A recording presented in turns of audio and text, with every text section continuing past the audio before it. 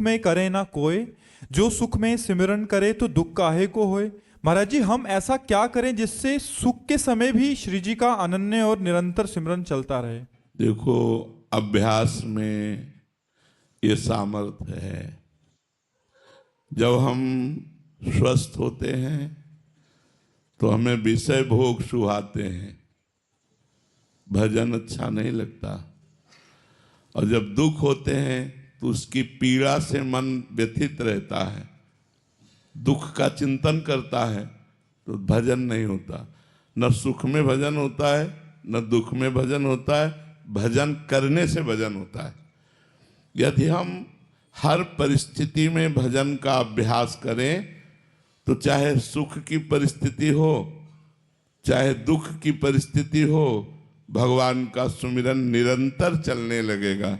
इसके लिए अभ्यास योग युक्तेन चेतसा नान्यगामिना, ऐसा अभ्यास करो। सुख में, दुख में, संपत्ति में, विपत्ति में, लाभ में, हानि में, सुख दुखे समय कृत्वा लाभा लाभो जया जयो, हर परिस्थिति में भगवान का स्मरण चले। ये अभ्यास से होता है, स्वतः नहीं होता कि सुख में स्वतः सुमिरन हो या दुख में सुमिरन हो। ये अभ्यास से होता है। दुख में संसारिक लोग याद आते हैं, सुख में अभिमान में फूल करके वो विषय भोग भोगना चाहता है। इसलिए भगवान के भजन का तो कहीं समय है ही नहीं। उसको हमें अभ्यास के द्वारा निरंतर लाना पड़ेगा। अगर कोई कहे, एक जैसे साधक कह रहे थे कि मैं खुशी चाहता हूं, सब कुछ है पर मैं खुश नहीं हूं, तो खुशी कहां मिलेगी। तो उन्होंने कहा परिस्थिति बदल जाए, मैं जितनी लेवल पे हूं उसके ऊपर बन जाए।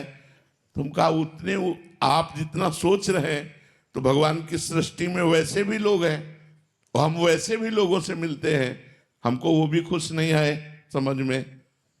अभिनेत्री, मिसेसिया, अभिनय करने वाले नेता, सबसे मिलते हैं, लेकिन खुशी जिसे कहते हैं, खुशी कहते हैं प्रसन्नता।